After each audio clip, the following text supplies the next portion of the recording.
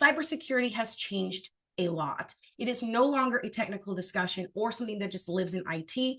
Today, it is about protecting a company's growth, trust, revenue, and business trajectory. So understanding how to position security the right way is becoming one of the most powerful ways you can differentiate yourself to your clients in 2026. So to kind of help us get a quick pulse on where you stand, we will be launching a short poll that we would love you to answer this question. How would you describe your current comfort level leading cybersecurity conversations with clients? Obviously, there is no right or wrong answer. No matter where you land in the poll, once it launches, today's State of the Union is designed to help give you clarity and help you feel more confident, more prepared, and more effective leading those conversations in 2026. So to help us unpack where cybersecurity lands today, I'm excited to welcome Sumera Riaz, our VP of Cybersecurity, along with Trevor Burnside, our Solution Architect of Cybersecurity here at Telarus. These two work at the intersection of real-world threat landscapes, advisor strategy, and client outcomes. They both are also incredible, and they have this amazing ability to simplify complex security topics and translate them into practical, customer-ready conversations. Sumera and Trevor, welcome. We're thrilled to have you here with us today. Please take it away.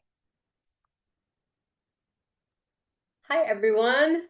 Happy New Year. Great start to the week. Thanks, Cass.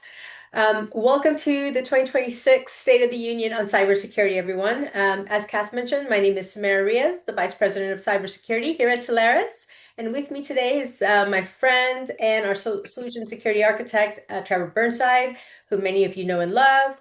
Great to have you with me, Trev.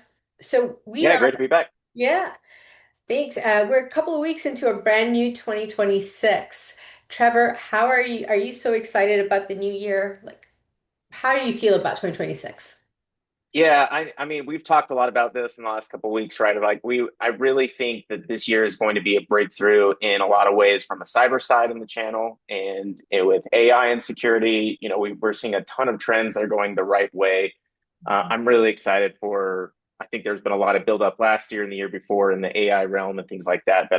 This year is going to be a change in a good way. Right? And so we honor where we have been by being intentional about where we're going. And today's session is all about being intentional in security sales for 2026. And Chandler, if we can go to the next slide, please. I want to introduce our 2026 security team to walk with you on your journey in selling security. As you know, and you'll hear me say this often throughout the year, throughout today's session, that 2026 is more than just a new year. It's a new moment in security. And I'm going to show you why during our time today and help you grow your security practice. So here is the team leading you in these conversations, helping you with the technical side of things, strategy side of things. Myself, Sumera, Trevor, most of you know Jason Kaufman. He's a principal solutions architect. So for Trevor and I, we can go deep into security and wide. Jason, he's kind of our Swiss Army knife. He can go deep and wide in multiple practice areas. So if you haven't reached out to him or haven't had a chance to meet him yet, I highly encourage that. Angela, she's the director of our supplier management. Amazing lady. She knows everything there is to know about our suppliers and really has her finger on the pulse. Josh Hazelhorse, he's our senior field solutions engineer, which if you guys are in the West region, you know him well. He helps you in your security deals, UCAS, SD-WAN, even CX deals. He's another great Swiss Army knife. And Joe Pfizer, who have recently joined our team as our field solutions engineer for the East, and amazing resource as well for you to launch into your conversations and help you close deals. So with this, if we can go to slide, yeah, thanks. So this is an overview of our security practice. You'll see security as that horizontal, right? That touches all technologies in a company, touches every person in the company. And if you look at our solutions at the bottom, these are solution categories. It's a holistic view of everything that security touches and performs. And throughout the year, we're going to show you how to upsell into this and how to cross-sell into different practice area, leveraging security. Trevor, any Yeah. comments on the, yeah? Yeah, I was just going to say, and we're going to kind of allude to this later on as well as throughout the rest of this year, but so much of, this slide might be familiar to some people. We've changed it up a little bit based on some of the trends and stuff we're seeing in this last year. But every different advanced solution, whether that's CX, AI, SD-WAN, whatever it is, whenever we're changing something in the network, there's a security conversation, a security consideration that has to take place. And we're seeing that we can inject that security conversation in at different points. So, this is really about that. There's a ton of security products. Cybersecurity obviously is made up of, tons of products. And a lot of these can be, within our portfolio sold to vendor or to customers in different areas that are looking to expand into cloud, looking to expand into CX and other areas where the security conversation can go hand in hand and actually enable that. So it's can be part of every other conversation and technology that we see across the board. It can. So true. We were talking yesterday that security is instinctive, right? Because security is just another way of self-preservation, whether it's personal security or company security. And because it's instinctive, it comes naturally. And we're going to help you this year to tap into that, to make the conversations flow easier for you and give you that boost in confidence as you're entering conversations when it comes to security. So today our agenda for the day today is we're going to look at 2025. We're going to see the path to what led us to today. Shannon, if we can move to, yep, perfect. Thank you. So we're going to look at 2025, the path to today. I'm going to show you market behavior patterns, how to know when, how, and why of security selling patterns, when companies buy security. And 2026 is going to be the security power moment. We're going to look at that. We're going to show you trends and solutions. And we're going to close it out with educations and trainings that are going to be available for you. So Trevor, let's dive in and look at look at 2025 real quick. Just a quick look back at what we faced, what we just came out of. So 212 billion in global security spend versus a 10.5 trillion in estimated global crime cost of crime. And for those of you on the call, if you want to know a little bit more on the difference in the two numbers, so basically the global spend is the amount of money organizations worldwide have spent on cybersecurity in a given year. And then cost of crime means it's an estimate of the total economic damage caused by cyber incidents worldwide in a given year. So those are going to be like your direct financial losses, ransomware, fraud, stolen funds, business impacts, downtime, loss of productivity, lawsuits, data-related damages, reputational harm like stock market drops. That's what that number is comprised of. So those two numbers, Trevor, your thoughts on these numbers that we're looking at? Yeah, I think sometimes, when we do these annual reviews, the number always goes up, right? On cybercrime, how much, the industry is actually expanding in revenue. So it might sound a little bit like a broken record, I think, of like, hey, every year we're talking about like this is getting bigger and bigger and bigger. And it doesn't, you can only be on X or Google too long, right? And then you see the next, whatever company got breached yesterday. So I think that's kind of resounding and everyone's aware of that. Something that is, I think, kind of unique lately is the AI driven attacks. So, I was actually talking to Proofpoint a couple weeks ago, and they were saying that from what phishing attempts, what they're seeing, what they're catching through their gateways and things like that. Proofpoint's a very large email security provider. They've got other things too, but they see a lot of this every day. And they were saying that over 80% of phishing attempts now have some type of AI aspect to it, whether written by AI or the QR codes are set up by AI, or they're using reverse proxy to bypass MFA through AI tools. So that has definitely changed. Obviously, the numbers go up, but the use of AI in malicious attempts is certainly expanding. Even just general. I mean, I was talking to them as well about hey, normal people using public LLMs or generative AI, ChatGPT, Claude, Anthropic, those things, that's already doubled last year. So if you think about a normal person just using AI, think about bad guys doing the exact same thing, right? If normal work is doubled, it's at least the same for bad guys going to work as well and doing what they do. Exactly. So what you're saying, and to sum it up, is with AI entering the market space, we're going to see a rise in crime rates, cyber crime rates, right? Hmm.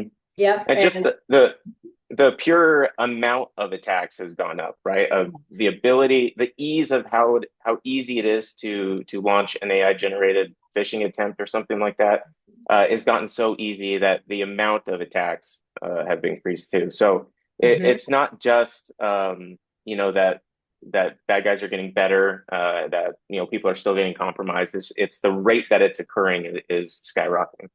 Exactly. And which for us in the channel in the industry we're in, it's sad, but it is good news because this is when we want to reach out to our client base and say, we know you're facing these threats. We can help take the complexity out of solutions and help you find a clear path to securing your enterprises better than you were doing yesterday.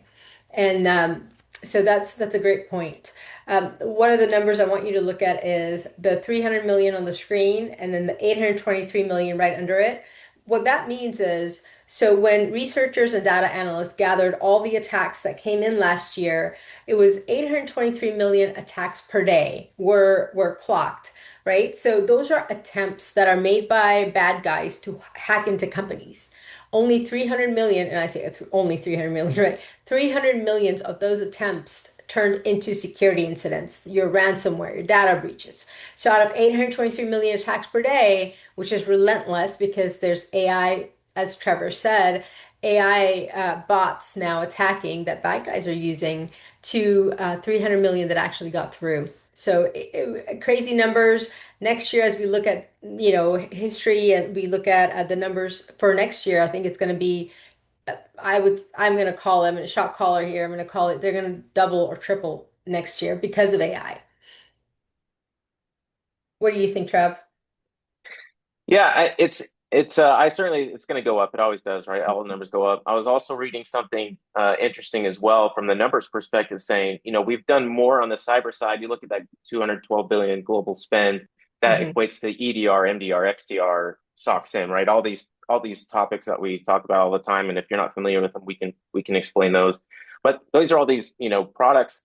Essentially sensors, right? We have way more sensors out on workstations and endpoints than we've ever had before, so we're able to get a more accurate view of what's actually happening. So I think these numbers aren't necessarily inflated because we have, on most enterprise endpoints, some type of EDR platform or a sensor really detecting these attacks. So I think we're getting better at the numbers than we have ever before. Yeah. They're getting closer to reality and less inflated or less underreported than they've ever been. Agreed. And that brings me to the next point, and our next slide is 2026, guys, is going to kick off a security solutions shopping spree because companies need advanced solutions to protect themselves from the AI threat. And that's why I'm going to keep calling 2026 the security moment because there are cycles that companies go through to buy security. There are market cycles that happen, and I'm going to show you that on this slide in just a second and why I'm saying that 2026 is going to be a great year to sell security because the market is ready. And here's why. This slide, let me introduce you to this slide real quick. What we just talked about global spend, that's the amount of money organizations are worldwide spending in security every year. Cost of crime, again, it's an estimate of total economic damage, that's costs. So you see from the year 2000 to today, you can see kind of cost of the spend in cybersecurity sales and then the crime rate that's gone up. At the bottom of the slide, I show you the solution evolution, how we went from just securing perimeter and firewalls and deploying VPNs all the way now to where we actually have bots and agentic AI that does it for us. It's been really, really interesting the last 20 years how this technology has evolved and how solutions have evolved, and so has the crime, obviously. There is a lot of great data on this slide that we can spend hours on, but for today, I want you to walk away with the single most important point that I want to show you is the when, why, and how companies buy security. So after a new technology hits the market, there are three things that happen, which triggers a spike in security sales. We saw this with cloud. When cloud era began in 2006, we saw the same patterns that developed, right? So what happens is new tech comes out, companies go and buy the new tech, they train their employees on it, then they get hacked, and then they rush to market looking for a security solution that can stop their bleeding. It's not ideal, but it is the reality. When I was a CISO, was a CISO practitioner for many years. I've been in security now for 19 years. It's the reality. We all know it's not ideal, but that is what we have right now, that how people buy. And until there's a new technology that comes out that has security built into it, this is going to be the pattern.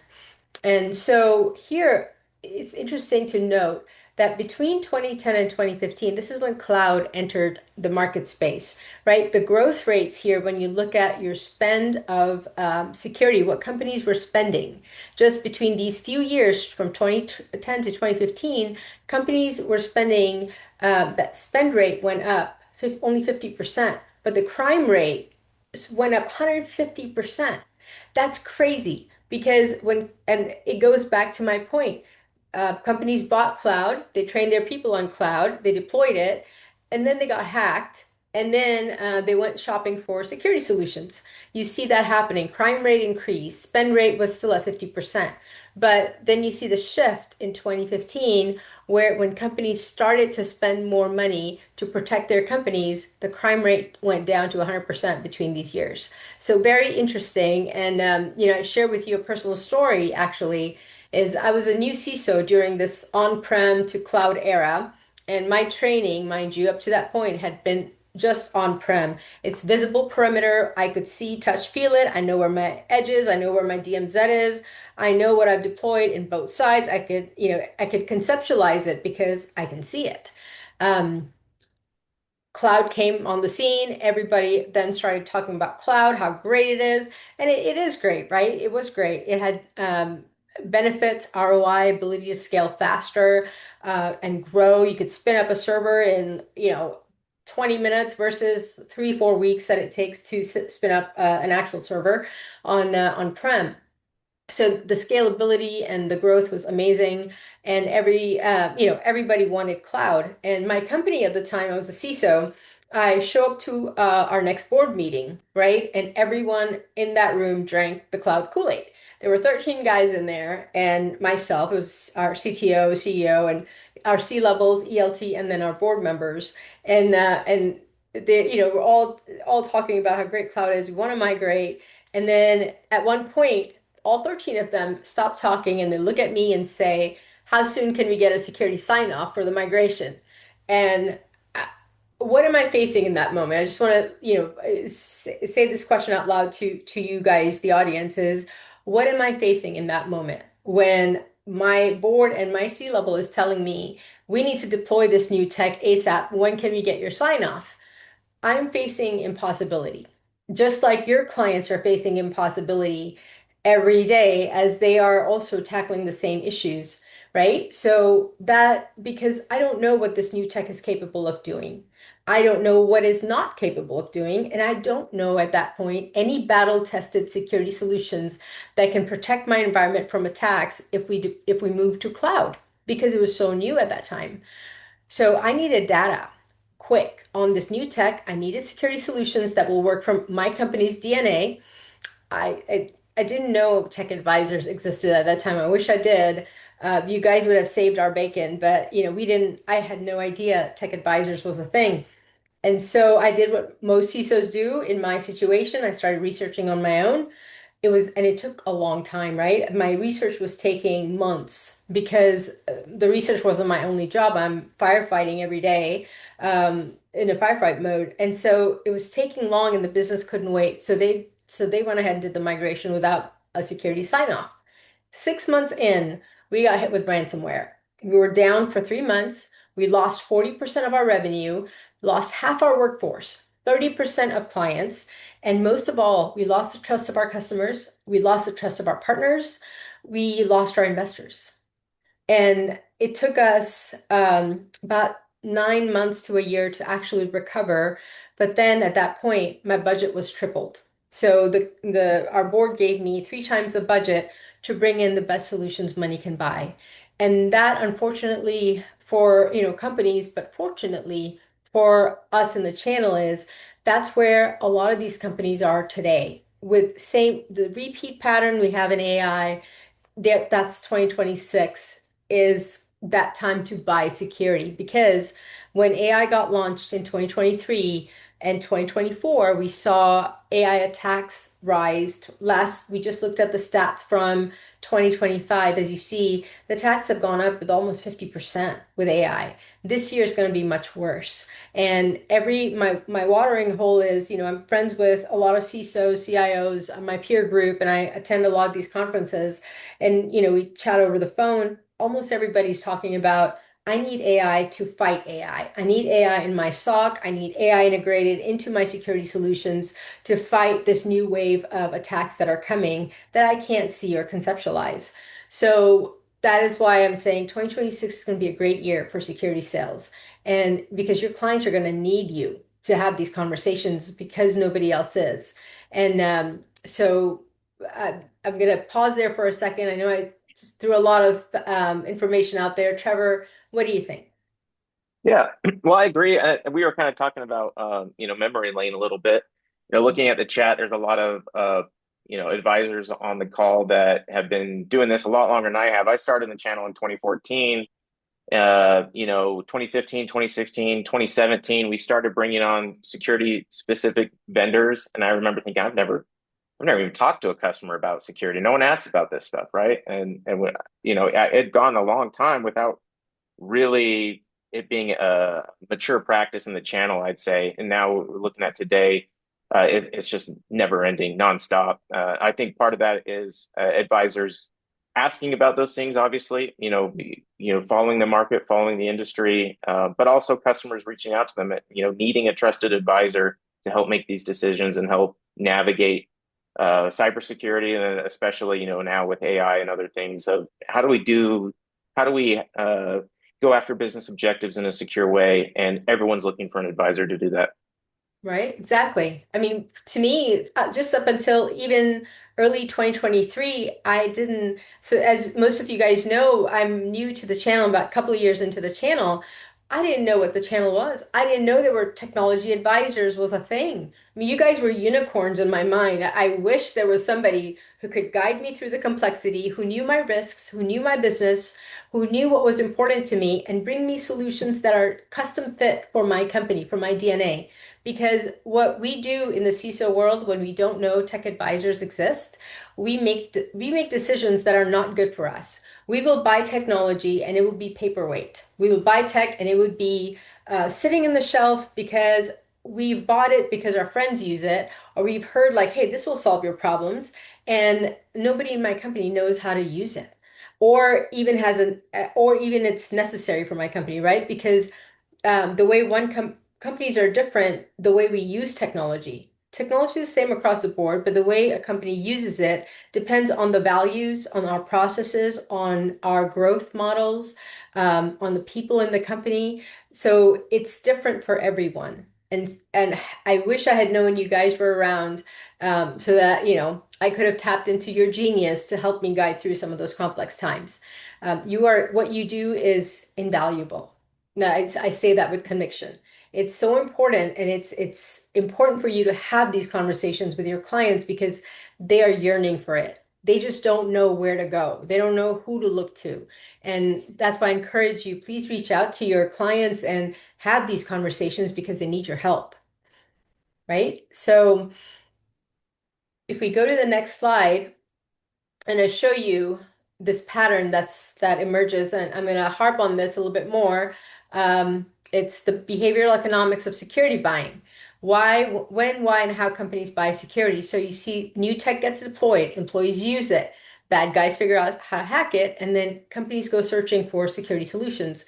There's going to be a shopping spree for security in 2026. I want you to be a part of that. So bring security into the conversation early and stay relevant when it matters most. Yeah, I think these this kind of buying pattern or these behavior, I think is going to be familiar with a lot of people, at least on the call. Sometimes, at least on the advisory side, or with trusted advisors, when a company says, "Oh, we just bought this new tech," and we think, "Man, we just missed out, right? Yeah. We could have got that," and that there's some truth to that. But that cycle and the them being, implementing, there's a bunch of other things, and that cycle is actually going to repeat itself. It's going to come up again on the other side. The nice thing with security is it's not a one and done deal, and security itself is a journey, obviously, that we all know about. Just because a customer has bought something to mitigate some risk doesn't mean that they're done now, that it's over, right? So staying ahead of it, and understanding these behaviors of these patterns and when you can interject yourself to help them, whether Mhm. that's professional services, managed services, there's a whole slew of things. It doesn't have to just be the tool. It Yeah. can be when we're outcome focused, make sure that they're getting the outcome that they need when they're implementing. And oftentimes when they buy the tool, they don't get the outcome they need, and when a trusted advisor can come in and help. Yeah, exactly. And it's security solutions. Like I don't want you to think that you can't sell it any other, at any other time. Of course, security solutions are being purchased all throughout the year as budgets are evolving and as the need grows. We sell those, but the differentiator right now, what we're trying to highlight for you is the difference in 2026 and the rest of the years that have been. There's going to be an uptick in the number of security solutions that are going to be sold today compared to the previous years as AI has entered the scene. And we want you to take advantage of that. We want you to lean in because if you don't, somebody else is going to. These companies are going to buy security whether you're involved in the cycle or not. And what we're encouraging you to do is get involved, get in the conversations, and leverage your Telarus team to help you. You've seen, we'll look again at the engineering team in just a minute so you can see the breadth and the width and the depth of knowledge you have at your fingertips to bring into these conversations. So you don't have to be the expert. You need to bring the right people to the conversation so we can help you expand the deals, close the deals, and increase your revenue growth than what it is today. And if we, just to make this point even more, driving it home is slide number 4 is our the AI stats. Why is AI I'm calling AI the new tech, kind of like cloud was a new tech. AI is the new tech now. And let's just look at these numbers, right? With AI, it's 100 times faster code exfiltration. That's crazy. 100 times faster. If you can imagine the threat rates, AI ransomware versus human attackers. Did you know that on the dark web, bad guys can purchase ransomware as a service? It's become an MRR thing. You can actually go and buy a package of ransomware as a service. Um, Breaches, so you see a group of attackers now coming onto the scene that are non-technical. They don't need to know technology in order to take advantage of a company. They just need to purchase a solution from the dark web on ransomware as a service. And that's creating a lot of nervousness in security leaders right now. That's creating this uneasiness that there's just they don't know enough. When you're a practitioner, all your world revolves around your company and to protect it and to protect the employees. That's the only job a CISO has. Protect the company, protect the employees, and that is your world. So you don't have enough time to research the market. You don't have enough time to look up and look at the horizon, what's happening. And that's why you guys are so critical. It's because you're bringing that data that the security leader needs to make informed decisions. So look at that 100x. We see machine identities just in the last year, 82 machine identities to one human. Wow, that's crazy, right? I wonder what that number is going to look like next year. Gonna be I was insane. Yeah, I was talking to you. I was in Times Square a couple of months Mhm. ago. In New York City with all the digital billboards and everything all around. And a big one was stop hiring humans, and it was all about AI workers and things like that. And one, I was like, well, hey, there's a lot of people here that still need to work, so Yeah. I'm not a big fan of that, right? But also, you think about managing, traditionally managing service accounts or accounts that aren't a person, but they need access to certain, tools, and so you give them authorization and identity and access and things like that to access these accounts or applications. It's only increasing with AI, and then you have to take a look at, what kind of privileges are we giving those accounts? What are they able to do?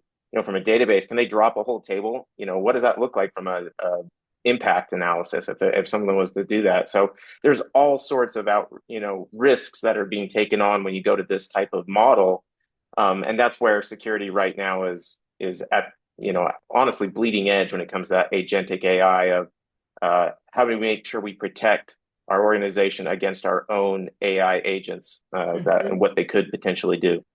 Yep, exactly. And to that point, I'm going to look, there's a question that's being asked in the chat right now that I absolutely love it. It's Larry Henshaw. Can you speak to how best approach customers? We typically engage with traditional IT leadership, voice and data. They don't think of us as security experts. To your point, CISOs typically have a very close network trusted of providers. How do you shift from a voice data conversation into a security conversation? I can tell you from we're going to show you in a minute how to do that. And in fact, I'm going to put a plug in for the content that's going to be given to you this year from Telarus. We're going to show you how to do exactly that. But for this time that we have together, from a practical experience, when I listened to my the vendors or the folks pitching to me was when they said something that resonated with me about my business, about my environment. When I heard them say, Sumera, we've done some research and I know we're doing your network refresh right now, but have you signed off on the security plans for the network? Have you seen that what we're bringing in to it? And it's usually in conversations, our network, our CTO, the head of network, he would bring in the vendor that he wants to deploy and bring me into the meeting to ask my questions. And the vendor, because we didn't have advisors at the time, so we had vendors. So whether it's whoever we're buying it from, they would ask me the question is, have you seen the plan? Do you approve? Do you have any questions? And what would really resonate with me is when the vendor knew what my risks were. They're like doing this project and this proof of concept with the CTO. We uncovered some risks in the environment that we just want to have a conversation with you about. That was like, wow, these guys didn't just want to sell us tech. They actually took time to see what my business is all about. What are my risks? What is most concerning to me? And then they want to have a conversation about it. And that was very endearing to me, and that helped me to build that trust. What keeps us away, I think, from having these hard conversations is intimidation at times, right? So when we get familiar with something, that reduces intimidation. So familiarize yourself with your clients' environments, with your clients, with their personalities, and that is going to help you reduce that intimidation and that overcome that the fear factor in it all. And of course, you bring in Trevor, you bring in me, you bring in our engineers to have these conversations with you. You're not out there doing it for yourself alone. We're there to walk with you every step of the way through this. So if we go to the next slide, please. This is where I want to land at, is 2026 being your security power moment. This is kind of what we're looking at a high level for 2026. 2 out of 3 organizations have increased their security budgets. Budgets have increased by 25% for this year to buy more security to help against AI threats. Top spending priorities are outsourcing, incident management and response, hiring. I find interesting, Trevor, that incident management and response was called out as one of the priorities, not just wrapped up in security services. You think AI has anything to do with that, right? Right. Right. Time to detection, time to respond is getting slimmer and slimmer, and the gap, the tolerance for that is going down to nearly nothing at this point. Yep, exactly. And then 7 out of 10 companies have experienced a breach in the last 12 months from AI. That's insane. Those are crazy numbers, But good news for us is this is exactly what makes security leaders nervous, and they go and buy solutions. And that's where you're there to help guide them to the one that's right sized for them. That's within their budget, that's within their risk profile, and to be deployed within their timelines. Right? So if we move on to the next slide. And Trevor, these are the in-demand solutions categories that are going to be, you know, on top of on top of all the companies' minds and hearts. They want these solutions. Can you tell us about them? Yeah, so we talk about all of these. These are our top, requested. I'd say if you want to call them, consider them products or otherwise, or topics within the practice that we talk about weekly with clients at this point. Some of it is because one, current initiatives that they're trying to do from the business organization. Two, I think some of these things are less understood, and as well as the landscape's changing. When you look at identity access management, like we talked about, you know, um, so many people are remote. So many of our applications that we use are in the cloud. There's no longer a physical infrastructure, that all of your data is kept in, and then everything, the firewall blocks it all, and then where all of your crown jewels are. So much of that is dispersed, and in actual, we've changed the moniker now, and it's you can look this up, where people would say that identity is the new wow, I just missed it. Uh, Identity is the new firewall in some ways, where hey, that what you can and can't do, your access is going to determine what that boundary looks like. For an attacker specifically, if I can gain access to some compromised credentials, that identity and that access, those privileges that a user has, is what I can do now and what I can exploit and then exploit further. So identity access management's been huge this last year. Obviously, AI security and governance. We've been talking more about data governance, data classification, data labeling than I've ever talked about it before. A lot of that, I think, is because hey, when you're deploying these AI initiatives, you have to have your data set up correctly, data preparedness, data cleanliness, and part of that is labeling classification, right? Understanding how secret or how impactful is that data if it was to be exposed to the internet. So we're doing a lot of that. Zero trust is something that I think is still a lot of people don't understand. Mhm. We're doing a ton of it, though, obviously, with the amount of remote workers or users that are hybrid workers. Mhm. Uh, VPN has been compromised multiple times this last year in 2025, since we're on a State of the Union. And that goes across the board. It's not just one vendor or one platform. A lot of Mhm. VPNs, a lot of firewall VPNs have had 0 day attacks. We've actually had talked to customers that have been compromised from that this last year. Yeah. So moving towards zero trust architecture, continuous monitoring, micro segmentation within a network, all of those things kind of come into play into zero trust, and we're helping a lot of clients with do that. And then obviously in the cloud security platform, where cloud security is still paramount, with everyone still moving to the cloud, and that's where a lot of crown jewels are kept. That's where people are spending a lot of money Yeah. protecting it. So true. So true. But these are the solution categories, and there's tens and 20 solutions under each of these categories. We wanted to, for this today's topic, we wanted to bring it up a level and just show you the high level categories. And there are many solutions that go under each that your clients are going to be looking for, that we can help you guide those conversations. And I love the questions in chat where you're asking us, how do we pivot from IT leaders to CISOs, and the stats that you're showing us. It's amazing. Like I love this conversation. We're going to try to get to all these questions. And just in case we don't have time to get to them, please reach out to us. Email me, email Trevor. We'd love to have a one-on-one conversation with you and answer some of these questions that you have today. If we go to the next slide, please. Here is just some easy, simple discovery questions that can help you open doors, how to start these conversations. And I'm going to give you a disclaimer that any question you ask, these discovery questions are obviously situational. You have to read the room, and then you can ask the questions just like everything else. They can help guide your clients towards the right security decision. They will help your clients kind of sit back and think, allow them to think through their environment. It encourages reflection, and it positions you to be a thought leader that and just having these questions, it'll help you open these conversations with your clients. So some of these are, when was the last time you reviewed your security strategy?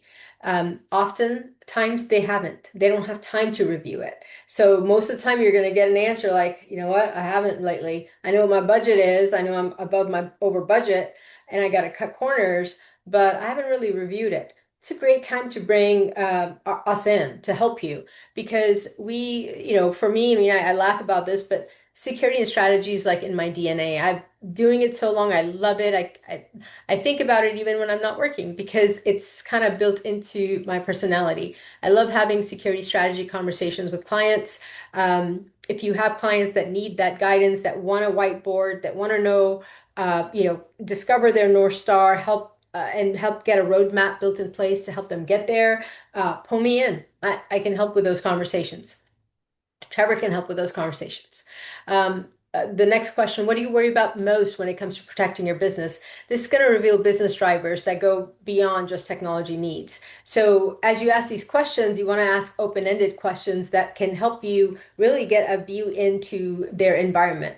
One thing I love asking customers is, describe your environment to me. I want to see it through your eyes because when they speak from it personally, you can pick up on what the risks are. You can pick up what matters most to them. So having open-ended conversations that'll get you a look inside are the best ones to start with. Do you feel confident today? Trev, I'm going to let you take the last two of the questions. Yeah. Oftentimes when we're talking about, part of that's like, hey, let's review your security strategy. Some of those where it comes from like, where do you feel confident today? Where do you feel less certain? There's always something that we end up talking about with a CISO or an IT director or something like that, where they're evaluating or they're like, we have this, it works well, but we've spent too much money on it. Or, that confidence could be different things, I think. It doesn't necessarily have to be it's not working. Sometimes it's, hey, I've got less budget this year actually, and I've got to do something with it. I still have to mitigate all my risks with less budget now. And, we could say, hey, let's do an evaluation. Let's look through some of your platforms. Can we, still mitigate those gaps or mitigate the risk that you have with potentially something else? Can we consolidate? Can we look at other things? So that's really open-ended, I think. Great. Doesn't necessarily have to be a technology that's not working. It could be other reasons why they feel less certain. And then the other one, are you actively evaluating any security initiatives? This is just asking that question so many times, like I kind of mentioned earlier in the call, so many times we get brought in and we're like, hey, let's talk about security. And like, well, we just got CrowdStrike 3 months ago. They're like, if we could have just asked this question 3 months ago, right? We could have helped either make sure they're buying CrowdStrike the right way, or if they were evaluating, make sure they're evaluating options that were, available to them. And maybe there was other options they didn't consider that are within our portfolio that we could have presented. So, that's one thing that we can help with. But then also there's always an ongoing evaluation. So security is a journey, obviously. Everything is being constantly evaluated. Is it working for us? Is it addressing our needs? Are the alerts we getting? Is it too many alerts? Do we know how to handle those alerts? All that stuff is always going, always on. And so sometimes it's just, hey, we're in a current evaluation of our firewall. Firewall comes up next month or next year. We're starting now, right? So there's always something to evaluate. And sometimes I help on due diligence. If you like what you're doing, great. But if you need to evaluate from a board perspective, we need to show the board that we've gone through, we've actually done our evaluation, and what we've got is still working for us and the best fit. No problem. But give us the opportunity to help with that due diligence, and we can potentially show some vendors that can do something maybe a little bit different, save some money, or potentially, are using next generation tool sets that can get them into that, AI security tool set. Yep. A lot Agreed. of different ways that could go. Yeah, and again, guys, we are here to help you guide this conversation with your clients. Quick win story. Last week, I just picked up the phone, called one of our partners, and just over the cell phone, we're talking about email security, and he's like, "Hang on, Sumera." He three-wayed in just on the cell phone. He three-wayed in his client, and it wasn't just any client. It was a CTO of a major corporation, over 200,000 employees in this company, and just a quick conversation on, hey, we need email security. What do you have today? And it was 40, there wasn't a Zoom call, there was no prep, it was just a quick phone call. And he walked away with a deal reg of 200,000 K in licenses. And we registered it the following morning, and it's got a 95% probability of closing.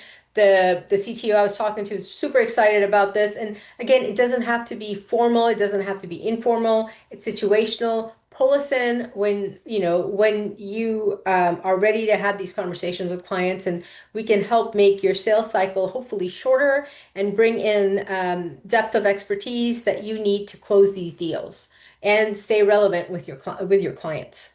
So that is the Telarus advantage, which takes us to our next slide.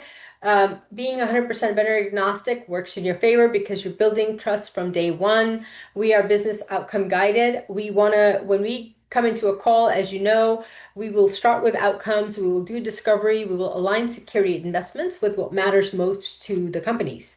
We have a complete ecosystem. Our suppliers are top tier suppliers, and we've got all the solutions you need for any digital landscape that's out there. And again, also with compliance, same thing. Your one-stop shop for every need. And I'm going to spend just a minute on expert access.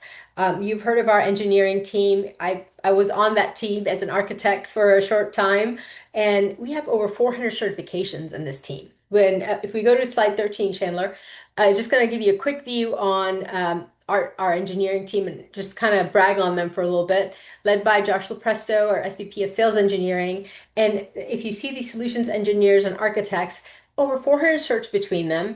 They come from, all different walks of life, but our engineers can go wide into any practice area. So whether it's network, cloud, infrastructure, CX, UCaaS, AI, security, and they know how to cross-sell between them. So it's, just amazing group of folks to tap into. Our architects are awesome.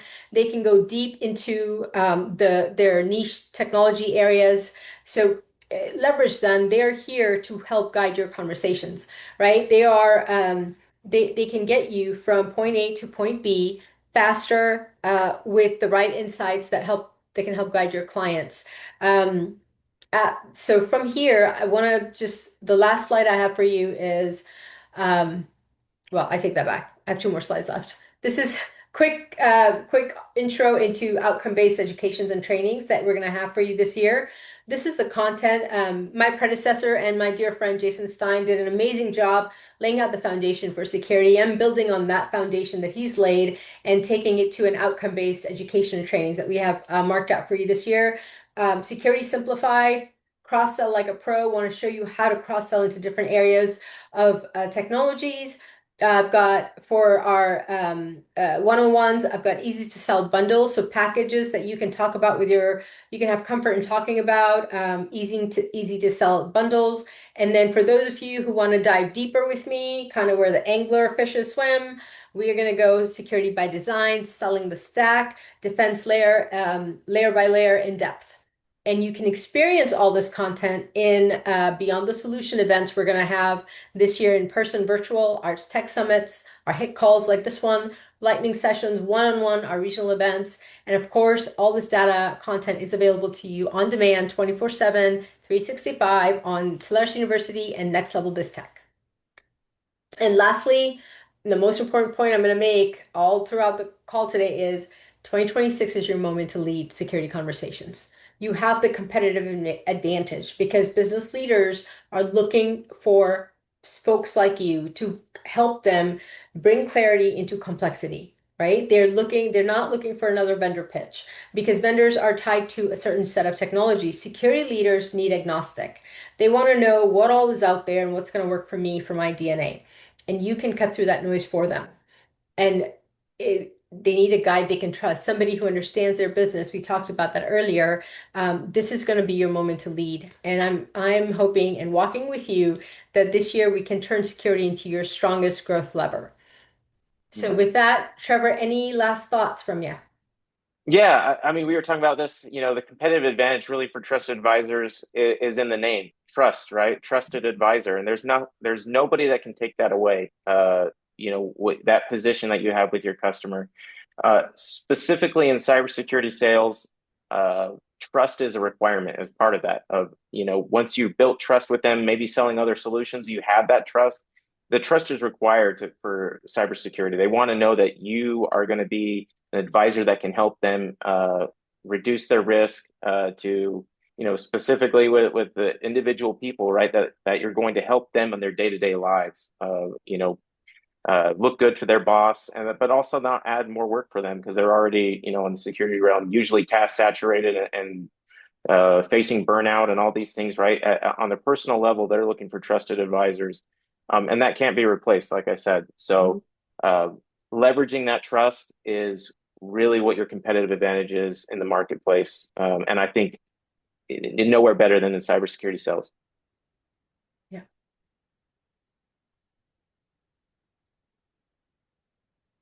Wonderful. Well, thank you guys so much for your presentation today. It's been fantastic, and I'm going to quickly transition us into Q&A. We only have a few minutes left, and there are so many questions in the chat that we probably won't get a chance to get to, but there are a handful I would like to go over for both of you. For the advisors who feel behind on security, what is the fastest way to get caught up without getting overwhelmed?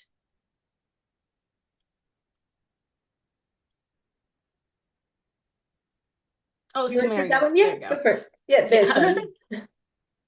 You go ahead and take that one, Trev. Uh, Sorry, what was the question? I was reading through Just the. no, just for like advisors who feel behind on security right now. What is the Oh, fastest way to get caught up without getting that overwhelmed feeling?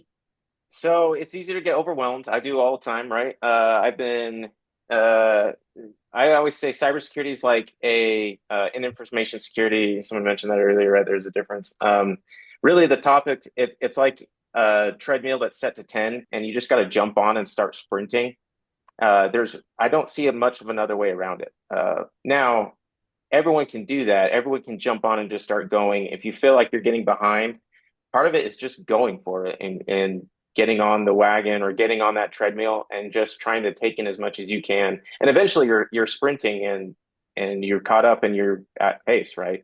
But that initial jump it can still be rough. What we've tried to design and what we've built out at Telarus is that we try to make that as easy as possible so that you can bring in somebody to have that conversation with you as part of your team. We default as just part of your team. We don't, mention necessarily Telarus. We don't have to talk about, the intricacies of the channel. We can come in and side by side with a customer talk about these topics and help walk through and be a member of your team as an advisor to the customer.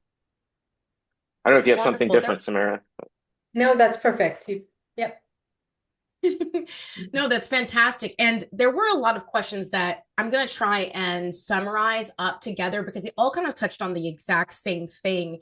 And it was all coming back to like, what about our clients who already have I already have someone that handles an MSP that handles my security. What's Sure. one misconception that clients still have about cybersecurity that advisors can kind of help correct quickly, even if they have those outside sources? What can they do to say, like, have you also thought about blank? Are they helping you with this to also get this rectified? Yeah, great point, Cassandra. What I do when a client says that is, when was the last time you evaluated what the services from your MSSP? Are they hitting the 6 minute, attack to identification milestone that's out there, the mean time to respond? Are they? So I'll take some stats that are industry known stats that I know kind of that MSSPs aren't hitting it today, but I'll ask those questions to the clients saying, are they actually hitting these for you? Do you have visibility?